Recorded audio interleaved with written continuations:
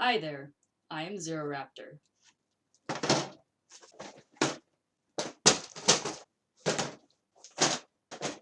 And I like tabletop RPGs.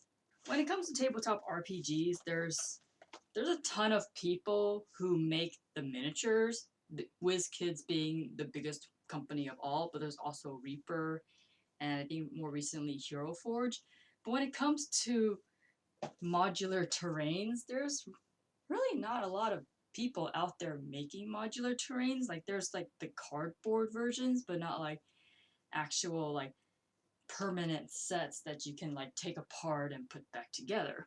I mean, WizKids has those modular rooms, but I feel like it doesn't give enough flexibility to dungeon masters.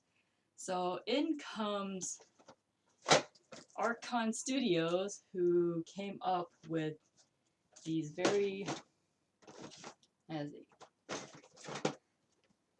these really cool tiles.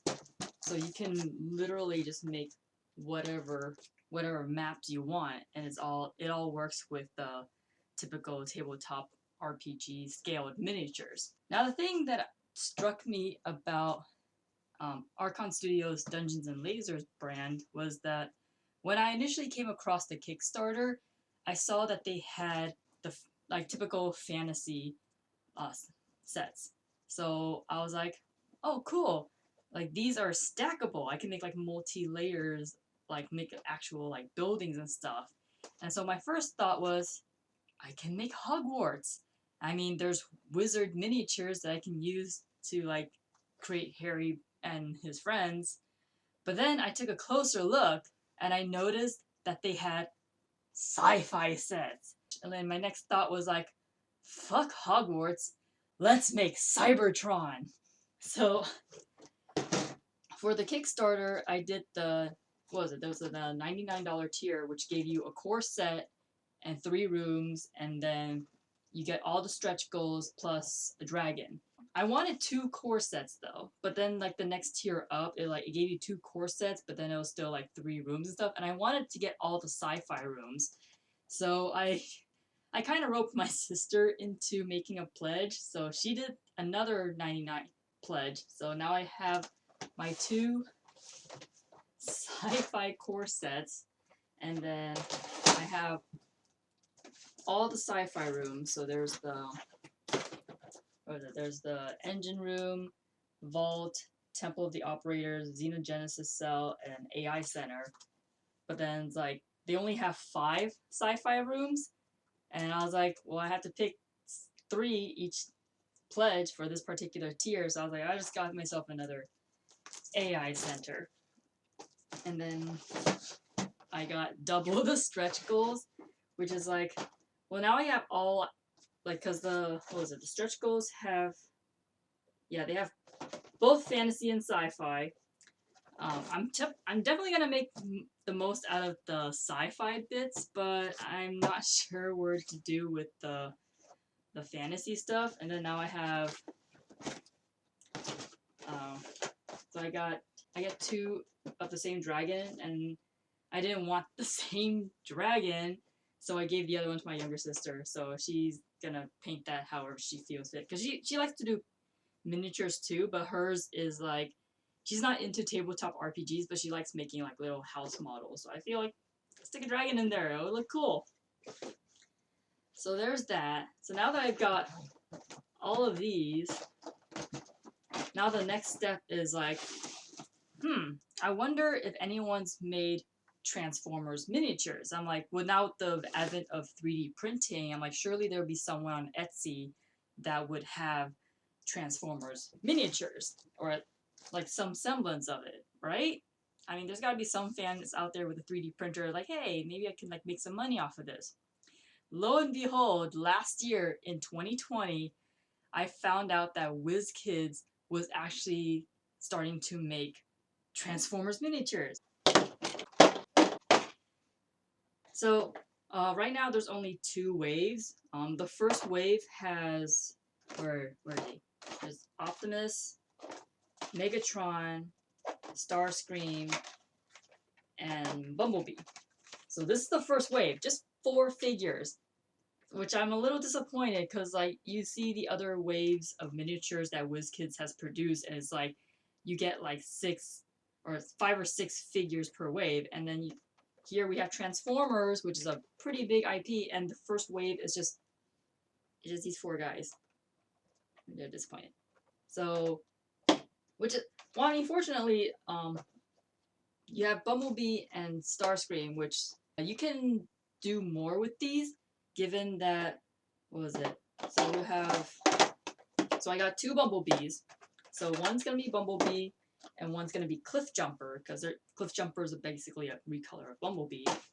And then I got 3 Starscreams. I guess all you Transformers fans know, one's gonna be Skywarp, and one's gonna be Thundercracker. So technically, I got 1, 2, 3, 4, 5, 6, 7, 8, 9. 9 characters by just ordering 6 characters. Yeah. And then for the second wave, they only have RC and Soundwave. Which is like, you guys went from like going out strong with 4 characters, which really isn't all that strong at all. And then now, the second wave is just 2 characters. So again, I was like, I mean, it's great that we finally have like official Transformers miniatures for tabletop RPGs, but at the pace that they're releasing them, and then the amount they're releasing them per wave, it's a little disappointing. And then on the packaging, I saw there's Rumble. I don't know if you can see that. There's Rumble and Laserbeak, and I'm like, okay, when are those guys coming out?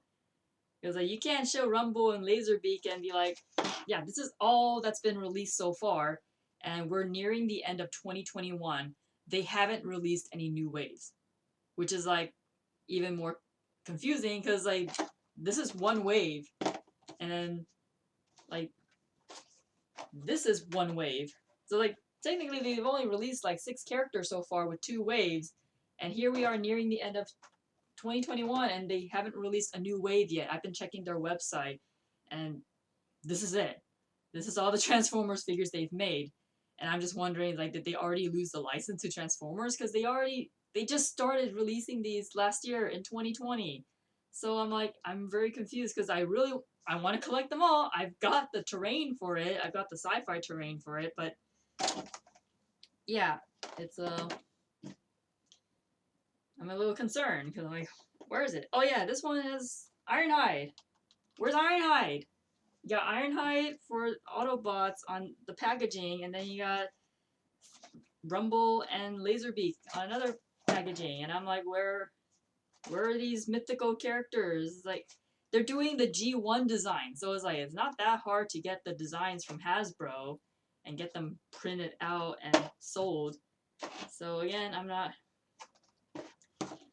sure what's going on. And then when I first heard about this, I thought, oh wow, is Hasbro actually going to like scale these properly, like with, because you know, height in Transformers, like they never release an official height for each character, so it's kind of hard to tell, okay, how tall is Optimus compared to Bumblebee? Like, we know traditionally Bumblebee is smaller than Optimus, but there's no official height like 10 meters or like 12 meters or whatever.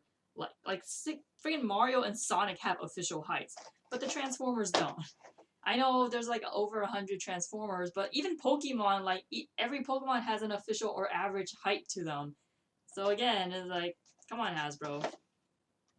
I mean, I guess, I don't know, I feel Bumblebee is a little tall compared to Optimus. I don't know, let's pop him out. Because Bumblebee, like, because these are based on the original cartoons from like the 1980s. So Bumblebee is, oh, there's a wire on here. So Bumblebee is traditionally like significantly small. He's a Volkswagen Beetle, whereas Optimus is a full-grown truck. I mean, they're good quality figures. I mean, I wouldn't throw it around, but like, yeah, you got Bumblebee, and then here's Optimus. I mean, it looks like it looks like there's a scale to them. But I still feel like Bumblebee, like Bumblebee used to be like this small. Like he was a small boy in the original cartoon, and this one like they kind of sized him up to be like more like Bayformers scale. So yeah, I mean if they're as long as they have some scale to it, that'd be kind of cool. And then we have RC. Like, I can't wait to paint these. These are gonna be really fun to paint. And then like each one comes with their own platform, typical tabletop RPG miniatures. And then here is like each character comes with the Autobot, Decepticon, and then like the Shattered Glass Autobot, which is like the bad guys. If for all of you who don't know, that Shattered Glass is like if like the roles were reversed for the Autobots and Decepticon, like Autobots were the bad guys and Decepticons were the good guys. So there's a little decal for each of them. So you get the water slide decals. These are supposed to look better, but they're a pain in the butt to get on. And then you have the option to use stickers, which I'm probably gonna use stickers because I've dealt with water slide decals before, and I'm not doing it for, come on, these miniatures. I already had a hard time doing it for like my friggin' model kits back there, my Zoids and Gundams. I'm like, I don't want to do it for miniatures. You gotta be kidding me. So yeah, these are some pretty good quality figures. I don't know why Bumblebee. Yeah, Bumblebee had like a little plastic wiring to him. I was like, he's already in the packaging. I'm like, I don't know how much harder you want to hold him in there. So yeah, I can't wait to break these open and start painting them. It's gonna be a lot because I want to replicate the High Moon Studios vision of Cybertron, and it's a lot of Tron colors and stuff. Does this thing have crystals? I think it does. Yeah, there's some crystals, like crystal accessories. I'm not sure what I'm gonna do with all the fantasy stuff. I mean, it was a Kickstarter, so I didn't really have the choice to just use like sci-fi. Like I can get sci-fi rooms and the core set, but the accessories and stuff, like the sci-fi and fantasy stuff are all mixed in, which is great because now Archon finally opened up their shop to sell these, given that they made enough money from the Kickstarter to do it.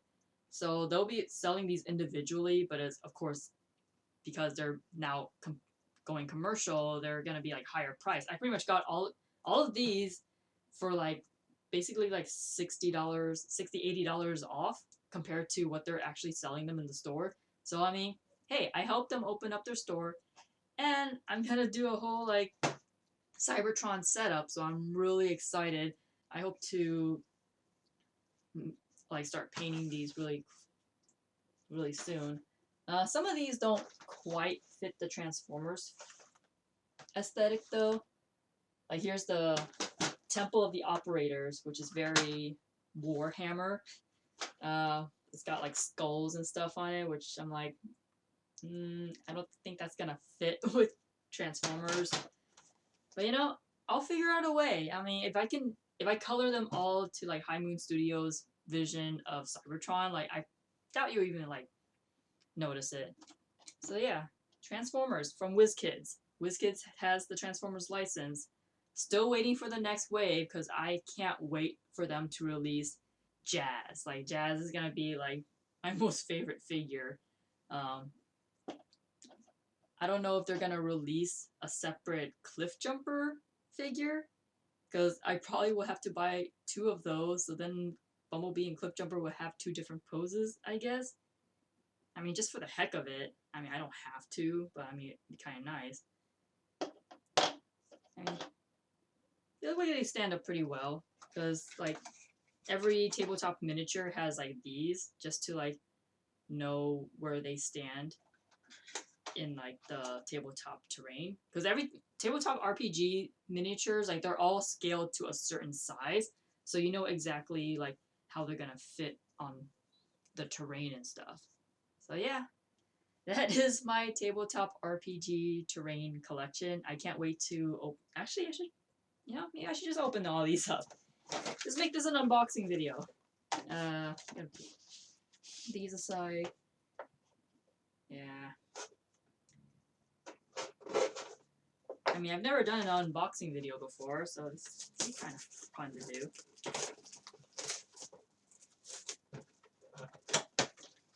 Ooh. Yeah, so all the stuff are on these runners. So technically I could just leave it on the runner and I won't have to worry about losing them. They're not separate pieces. Like miniatures, like of course they're in like their own separate piece, but like, yeah, this is cool. Yeah, take them all out. Oh. Yeah, so they're pretty good quality plastic. I mean, I got my money's worth. I paid $200 for all of these, so yeah, we got a dragon wall for our fantasy play.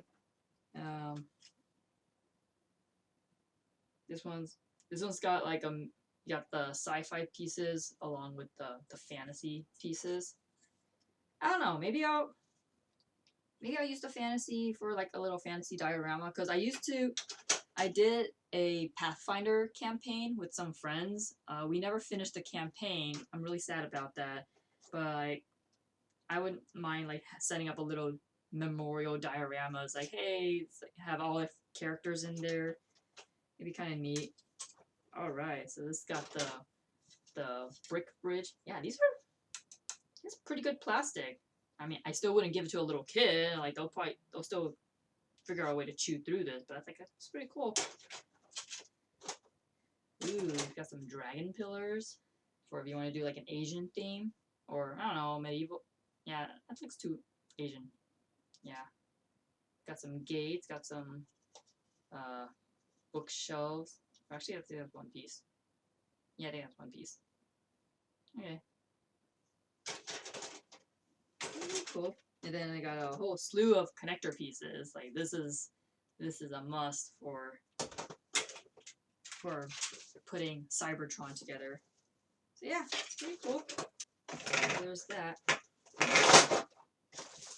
So I'm gonna have to figure out a way to store all of these because this is a lot. I could keep it in the original box. Like I'm definitely not gonna use all of it. I'm like, of course, I'm only gonna use the sci-fi stuff and then the fantasy stuff. I have no idea where I'm gonna put it. But yeah, this would be a fun little project. I don't know where I'm gonna display it because my display case is kind of full and I don't really have space for another one. But yeah, I'm going to build Cybertron. I'm probably like the only one. Maybe there's other people who's gonna make a Cybertron tabletop RPG terrain. I'm gonna have to get a lot of paint though. There's a lot of modules. It would be cool to have it set up. Maybe I'll do like a random video series and like pretend to have like Optimus and Bumblebee and everyone go through like the High Moon Studios campaigns in the War for Cybertron and Fall of Cybertron games. Like do a little like tabletop RPG adaptation of that. That'd be great. That'd be fun.